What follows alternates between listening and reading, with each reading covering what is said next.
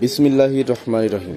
সম্মানিত দর্শক বন্ধুরা, আপনারা যারা ট্রান্সফর্মার তৈরি করেন বা আমাদের ট্রান্সফর্মার তৈরি করি, মোটামুটি কাজ শিখতেছি বা শিখতে চাই, অল্প স্বল্প ধারণা আছে। এদেরকে একটা জিনিস বলি, আপনি একটা ট্রান্সফর্মার কীভাবে অ্যাডজাস্টমেন্ট করবেন। তো প্রথম কথা হচ্ছে, আপনি কত ভোল্ট নিতে চান, এম্পিয়ার আপনার তার উপর ডিপেন্ড করবে। তো আপনি যে ভোল্টটা নিতে চান, ধরুন এই যে ট্রান্সফর্মারটা আমি তৈরি করতেছি, এটাতে হচ্ছে 5555 ভোল্ট হবে। তো যে ভাইয়ের জন্য এটা মানে কাস্টমার জন্য তৈরি করা হচ্ছে, এনাকে বলা হয়েছে যে 220 volt equal to owner voltage আমি কাউন্ট করে দেবো। অর্থাৎ আপনার ওখানে যদি 210 থাকে তাহলে আপনি আউটপুট কম পাবেন, আর যদি 240 থাকে তাহলে আপনি আউটপুট বেশি পাবেন। আপনার ওখানে কি ভোল্টেজ আছে কি না আমি তো জানি না। তো সচরাচর কি ধরা হয়, বাংলাদেশে স্ট্যান্ডার্ড ভোল্টেজ ধরা হয় হচ্ছে আপনার 220 ভোল্ট।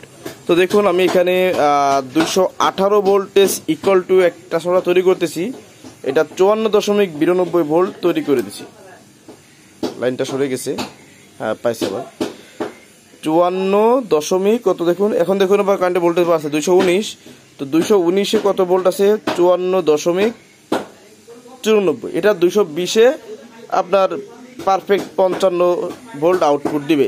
এখন এখানে যদি 230 হয়, 240 হয়, এর আউটপুট বেড়ে যাবে। যেহেতু ট্রান্সফরমার এর ধর্মটা এরকম, ইনপুট বাড়লে আউটপুট বাড়াবে। আর এখানে যদি আপনার 220-এর নিচে নামে, তো এখান থেকেও 200 মানে ভোল্টেজ নিচে নামবে। তো এইটা হচ্ছে বিষয়। তো আমি কি করছি, এখানে দেখুন আমি আমার ভোল্টেজ স্টেবলার থেকে 218 ভোল্ট সিলেক্ট করছি, এবং এখান থেকে লাইন এনে এটার যে ইনপুট ছিল, এই একটা ইনপুট এবং এই একটা ইনপুট, এই ইনপুটে এসি কর্ড দিয়ে লাইন দিয়ে একটা মিটার কানেক্ট করছি ইনপুটে, ইনপুট ভোল্টেজ দেখার জন্য। আরেকটা মিটার হচ্ছে এই যে পেঁচানো হচ্ছে, দেখুন এখান থেকে আমার পেঁচানো শুরু হয়েছিল। তো ওইটার তার হচ্ছে এই যে মানে শেষ, এখান থেকে শুরু করছি আমি।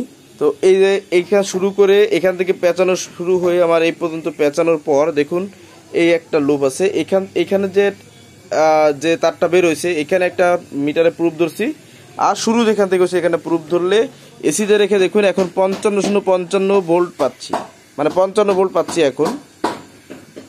এবং এখানে মিটারে দেখা যাচ্ছে 19 ভোল্ট, 219 ভোল্ট, মানে এটা তো আসলে কম বেশি হয়। এই 219 ভোল্ট 22 ভোল্টের মধ্যে আমার 55.5 থাকলে যথেষ্ট। এইভাবে এটা কাউন্ট করা হয়েছে। তো আপনারা এইভাবেতে আপনাদের ভোল্টেজ গুলো কাউন্ট করবেন, আশা করি আপনারা উপকৃত হবেন। ঠিক আছে, তো ভালো থাকুন সবাই, আল্লাহ হাফিজ।